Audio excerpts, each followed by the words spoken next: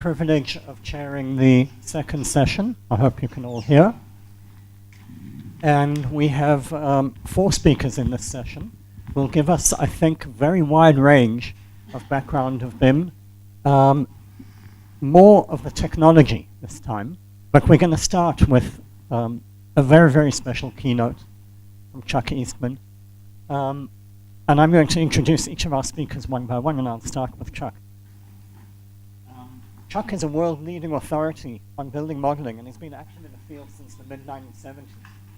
He trained as an architect at Berkeley CED, at Berkeley, where he focused on tool developments for practitioners with very early versions of building information modeling. Chuck began the PhD program at Carnegie Mellon, the same program that Yoda Kalai and Kobayashi, who's here with us in the audience as well, both studied in. He founded Acadia, which was the North American Academic Building Modeling Conference Group. He joined UCLA for 8 years before he came to Georgia Tech, where he has been a professor of architecture and of computing, and directed, until very recently, the Digital Building Laboratory.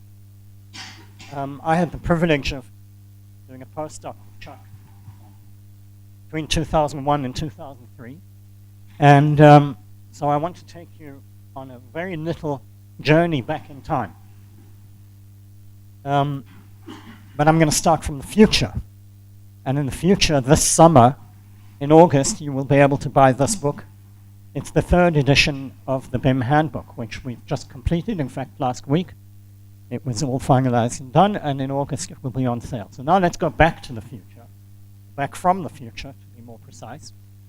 In 2011, Chuck led the 2nd edition of the BIM Handbook, which now available in Korean, Italian, Portuguese, Chinese, and some other languages coming up.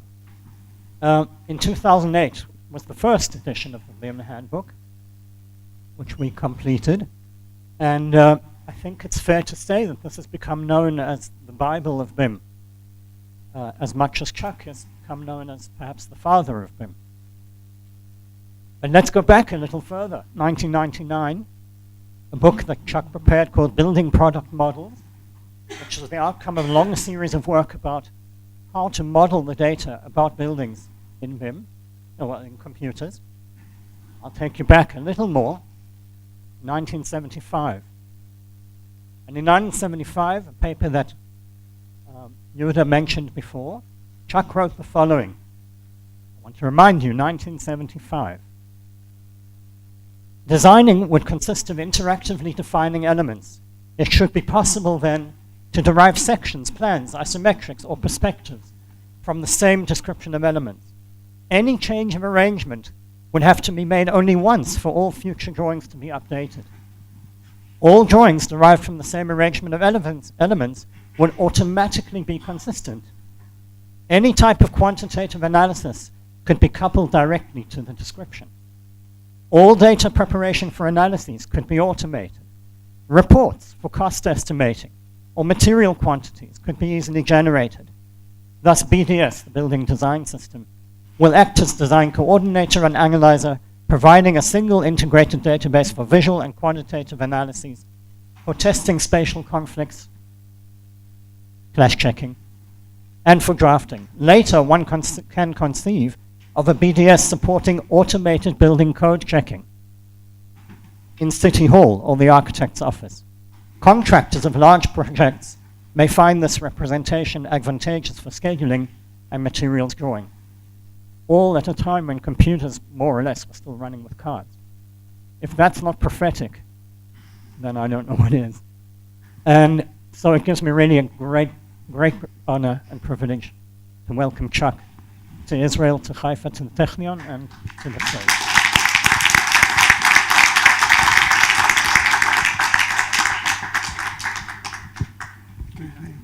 You just got to turn it on.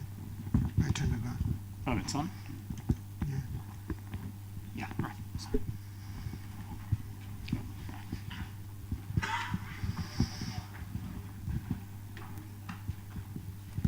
There's changes in the construction industry.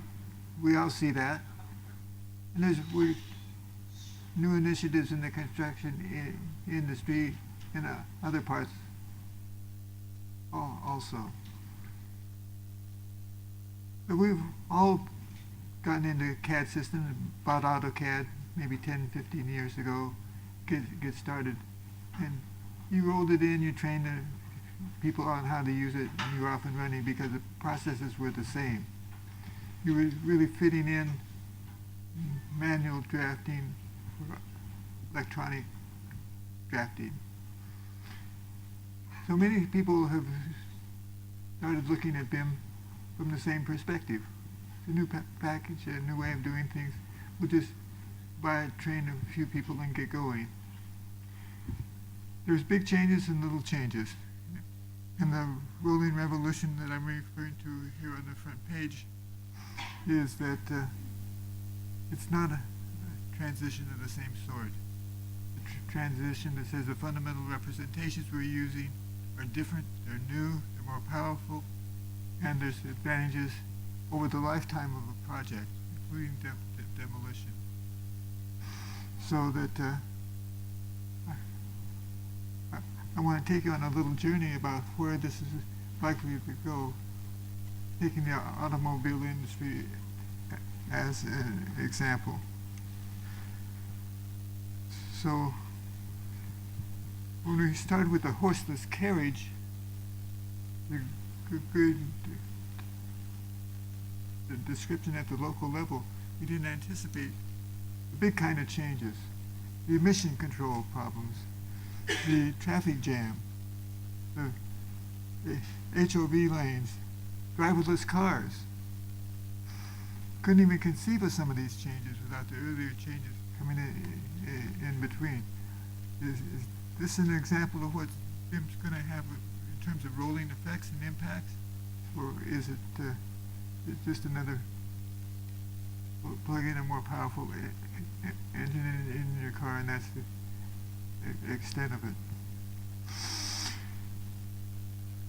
So what I really want to talk about today, this afternoon, is to think and talk and explore with you the different directions that I see as important and probably inevitable, like building code checking, that will change the industry in pretty fundamental ways. Is it a new type of revolution, or is it the type that we've seen in the past? If we look at the construction industry side of things and design, there's of course 3D development of geometry started off the BIM world. Building a geometric representation once, which all the different views were generated. My statement back in 1975 was a bit optimistic about a single representation generating all those views. Kind of have to twitch a little bit to get around that. But the idea of consistent drawings had been around for a long time, from Angers, Napoleon's period onward. But those were viewed as military secrets by the French government at the time.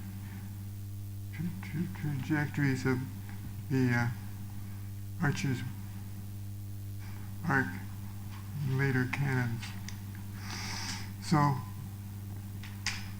on the other hand, with the 3D modeling of the geometry and being able to carry attributes and relationships between them and building up that structure that's effective, open up a lot of opportunities. And something like 3D clash detection, where you're looking at solid conflicts, seemed very straightforward as a result of going to 3D in the first place.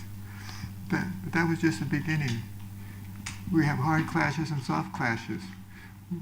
We have dynamic shapes like workers' accessibility that we want to model. So clash detection, which I'll come back to it, talk a little bit about, is just a partial process of the things that we really want to do in terms of 3D solid testing.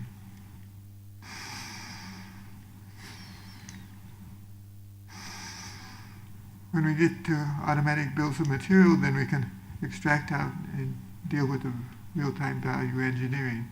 In my period when I worked in architects' offices, we generate alternatives, wanted to look at alternative valuations, making guesses at costs or implications of those changes, but we couldn't really assess them. Now we can assess those changes with bill of materials and cost estimation, really in a dashboard kind of environment that allows you to make those decisions in a much more informed way, knowing the implications of what those changes will be up front. Now, only a few offices are doing that today, but that's really what's possible with BIM, taking advantage of the bill of materials and quantitative takeoffs, and we've seen some of the presentations today already talk about that.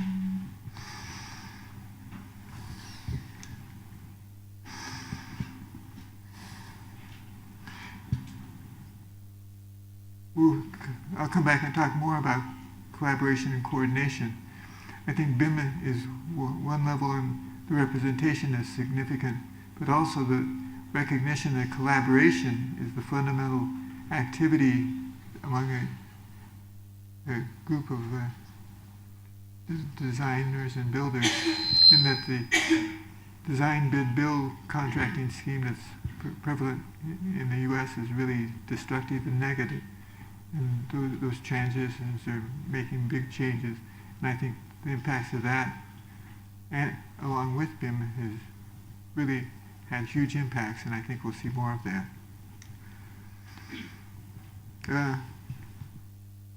We're seeing increasing discussions on code checking and rule checking in general. Buildings are getting more complicated. They're getting more complicated partly because we can do that. Manage the complication.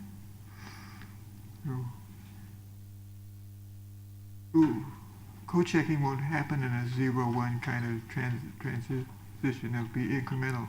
We're going to see growing increments of code checking by domains and sections and different kinds of code rules. I think developing libraries so that code checking can not only be done by the building inspectors and building code evaluators in industry, but also the offices that have their own rules, or products that have their own building libraries that have rule checks that are executable and downloadable if you satisfy the contract requirements for particular kinds of product installations. Well, all these things have elaborations to flesh out once you take the initial steps. The point is that kind of rolling revolution and changing the definition of the problems as you understand them better. I think 4D tracking is really important. Of course, what I mean by that is, not only do I have a schedule, I have an as-built of that schedule, and I don't update it monthly or current practices now, but maybe daily or maybe even hourly. And if I have 4D as-built on a daily basis, I know exactly where the project is. Exactly is a tough word, but intention, certainly at early design stages, we'll have a very good definition of as-built.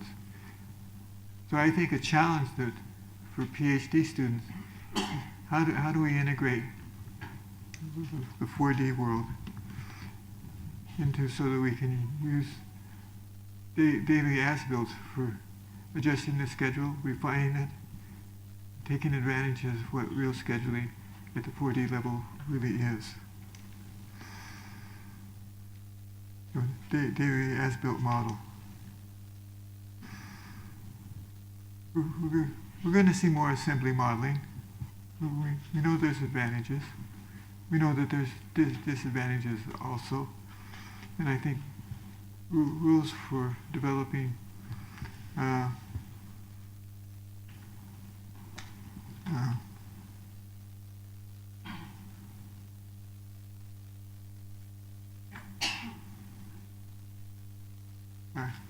I lost my place. I'll step forward. The 4D tracking allows us to do a variety of things. That includes real-time safety checking. We had some very nice thesis work that's being developed now in the petrochemical industry and the commercial products for doing safety checking, again, in real time in the 4D modeling. If I have a 4D model, I can check each day where are the accident areas, what areas need to be reserved for material quantities tomorrow, and can I check them now, or can I have it automatically checked? So these are all refinements that add productivity opportunities for companies who are going down the BIM road, but you can't go out and buy a product to deal with these things today. And I'm not sure that it's going to be as simple as buying a product. I think people want to be able to write their own rules.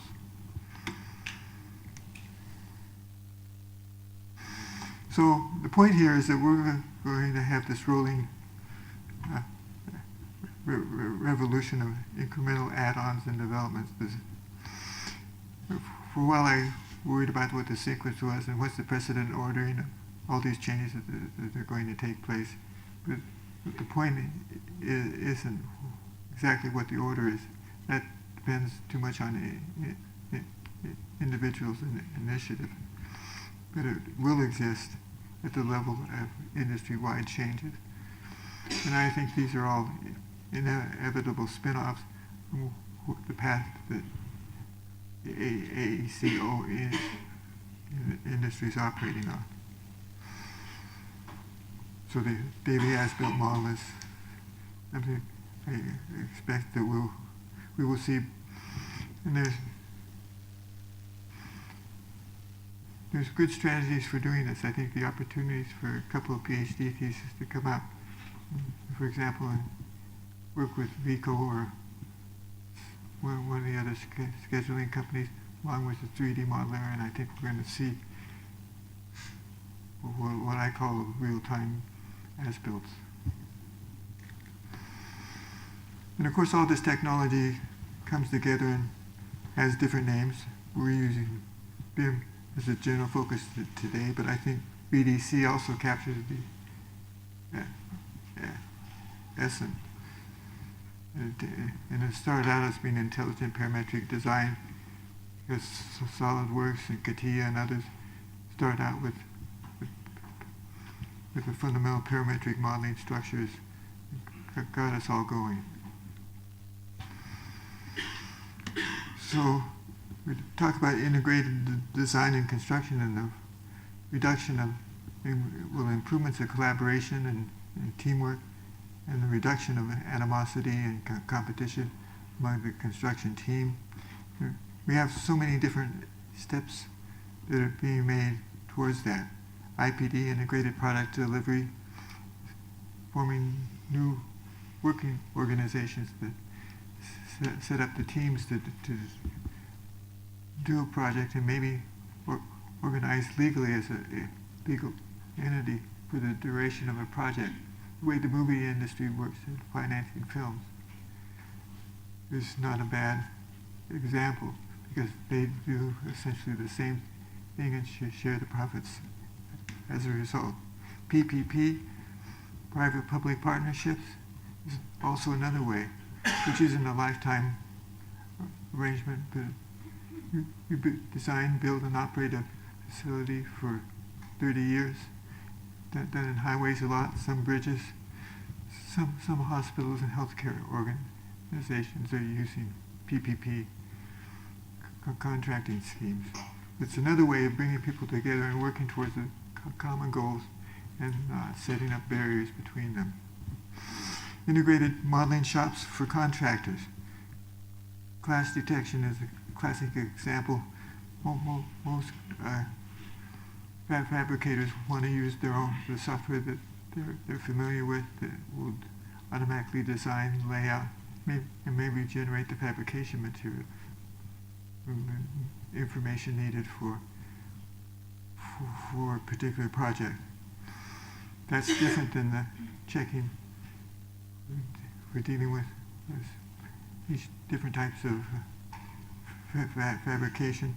It's different than the class detection of coordinating at the contractor level. These are slightly different tasks. They all have important targeted implications. And if you think about it,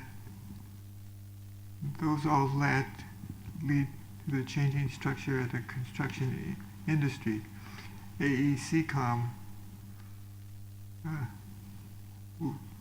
couldn't exist the way that it does now 10, 15 years ago. Aggregation of units in the industry is something that's going on fairly actively. I don't know how far it will stop. I think we'll still see the startup companies doing specialized detailing or automatic detailing, but new forms of partnership maybe with BIM and 3D printing or other aspects of that. I think we're going to see more of that. We also already have examples of people who will contract with you to do custom curtain wall systems. Bill Zahner in Kansas City is an example. Somebody you can walk into the shop with detailed sketches and come away maybe a year later with the fabrication of that wall system, all to good, producible specs. So class detection is an example of this kind of evolution, which I talked about a little bit earlier. So we have the different domain-specific models. Mechanical is a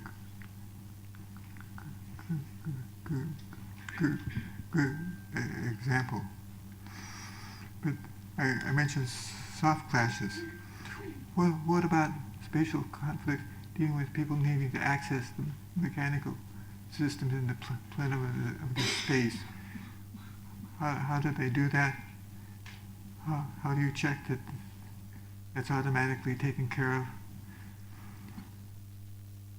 A premise of much of what I'm talking about is an assumption that buildings are getting too complex and we need to have rule systems and go in and check that complexity. And I'll show you some examples of what I mean by that. I'm sure some of the people in this office or in this conference are looking at systems that, well, Celebri's the most popular one, but there's many others also. And in the new edition of the BIM handbook, I think we have 3 new rule checking systems that are surveyed.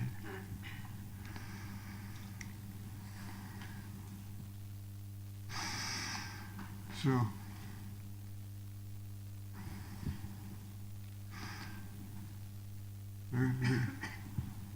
class detection among fabricators are coming in quite nicely. They integrate across systems at the Navisworks kind of application level, or other systems that provide similar kinds of. But the access to the mechanical equipment in the plenum, there aren't very many commercial tools that do that sort of thing. And there was an interesting project done by the Department of Defense in the U.S. Why do some maintenance jobs on paper are the same, but one takes 1 hour and the other one takes 5 hours to do? And the person doing the work checked it out and found out that some mechanical equipment boxes were designed for maintenance and made everything accessible, and other people just built the piping so that piping connected up, but you had to take away and dismantle parts of the mechanical equipment system to do the maintenance. So design for maintenance is something that should be on certainly any hospital, any system that has complex mechanical equipment, laboratories. And the person doing that study for the Defense Department figured it would take a year or a year and a half payback on the operation of that project. There's multiple projects. So where do we find the clashes in these 2D drawings?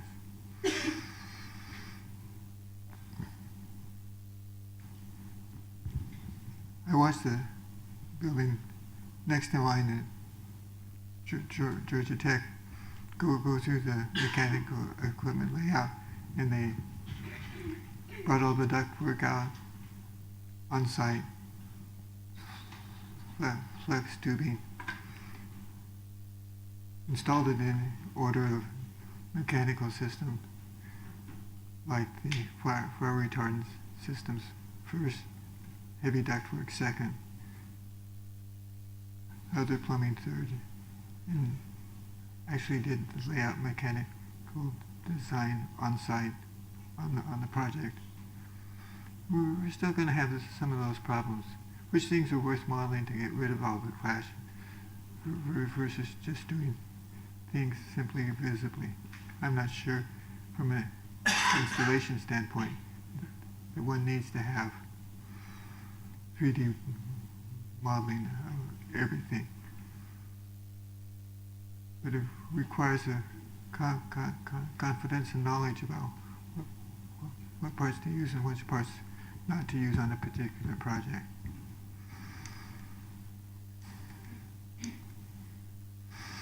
So we're seeing more and more examples of prefab assemblies.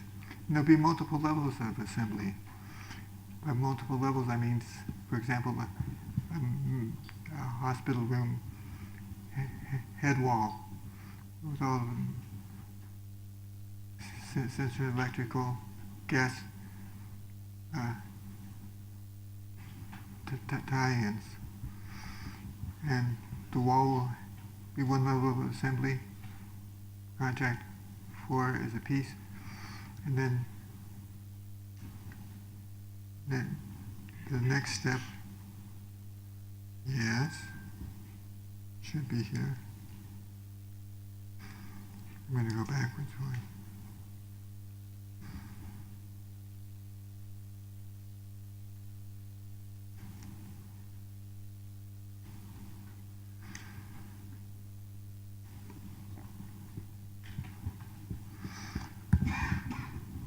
The assumption of on-site fabrication versus off-site fabrication has gone through interesting controversy.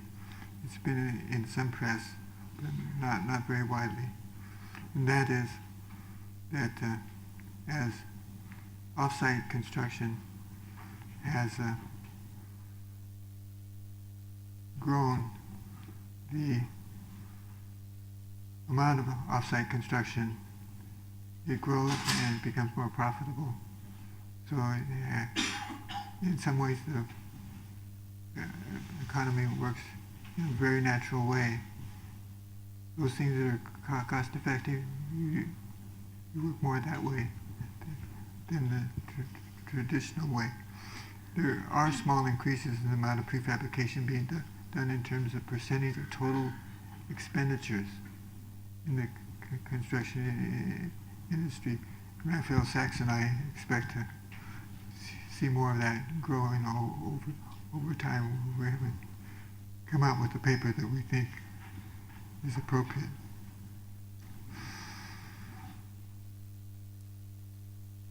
Of course, the classic historical example is cruise ships, which have these slide-in berths that have been prefabricated, and oftentimes the fabrication takes place in multiple sites around the world.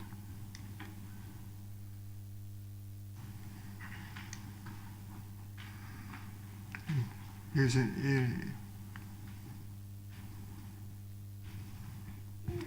intermediate levels of prefabrication, bathrooms and headboard rooms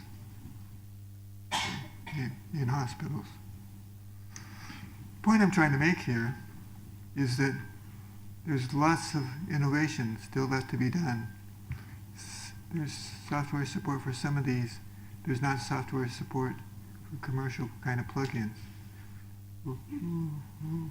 We need to have the tools available so that we can write rules for checking, that they're robust. They need to be simple so that you can sit down and write them in 5 minutes or so.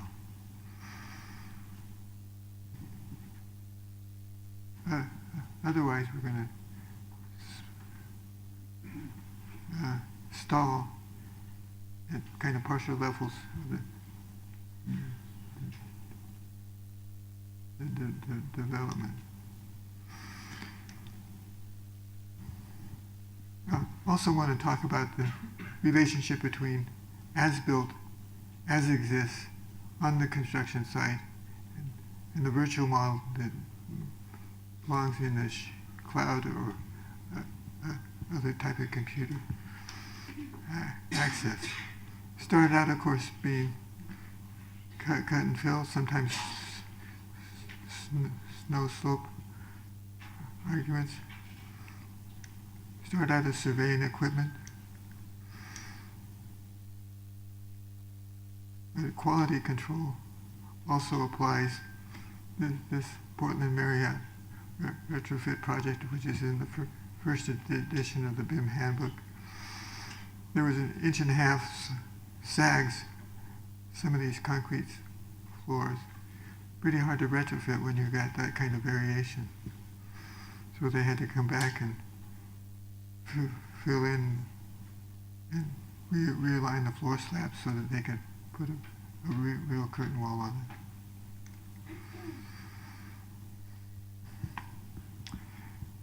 I still see a lot of examples of poor tolerance and spatial coordination. And watching projects, if you look at the people who in the design projects that are really dealing with the kind of freeform shapes, you'll see that they really approach dimensioning and layout differently. They're used to having 3D control points that they work from. And often they're built right into the model where those 3D control points are so that you can use different views of the model to highlight those control points. And so they're using 3D control points, and I see a lot of contractors who are reputed to be really good and sophisticated at BIM, and they're still using tape measures of various material. And there is a cost and setup time for doing laser scanning, no doubt that scares people away. But I assume that we're going to see laser scanning and laser control points for most projects in the near future. I look forward to seeing the different LiDAR systems and the different companies exploring and developing this technology. This is an early project done by NIST in Gaithersburg about some new fire exhaust structures to incinerate, and the colored structures were drawn in on a laser scan from the same viewpoint. And of course we're getting better and better tolerances all the time. And these total structure freehand control points are growing at the contractor level, at the the design review level, provide many options for going into robotics in various ways on site. We already have robotics at the shop level, of course. I'm talking here maybe the top 15-20% of the construction companies. It's interesting to see. I think there'll be exciting collaborations for doing joint kinds of efforts. And of course, the build to the model, I think, is certainly one that I take as an axiom, not as a premise. We can talk quickly about the scheduling benefits, the scheduling 4D simulation benefits of how the building evolves over time to get the actual as-built conditions, to deal with the actual accident conditions on shoring and formwork and other things that are just temporary, often not modeled, sometimes is modeled.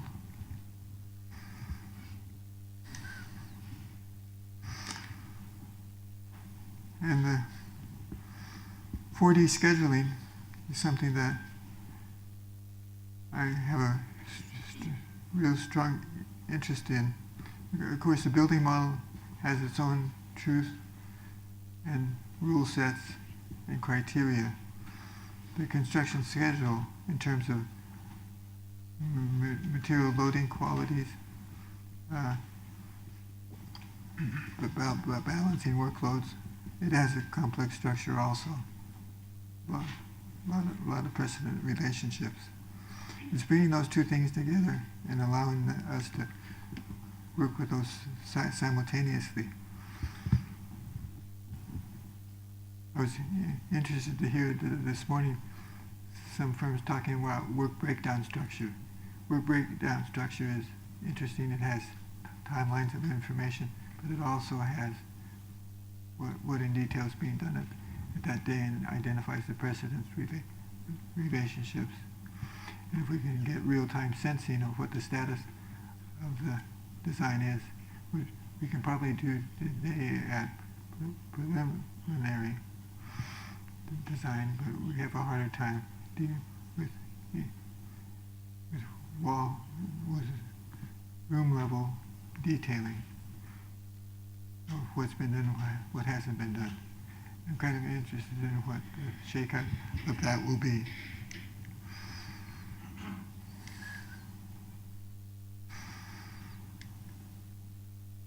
So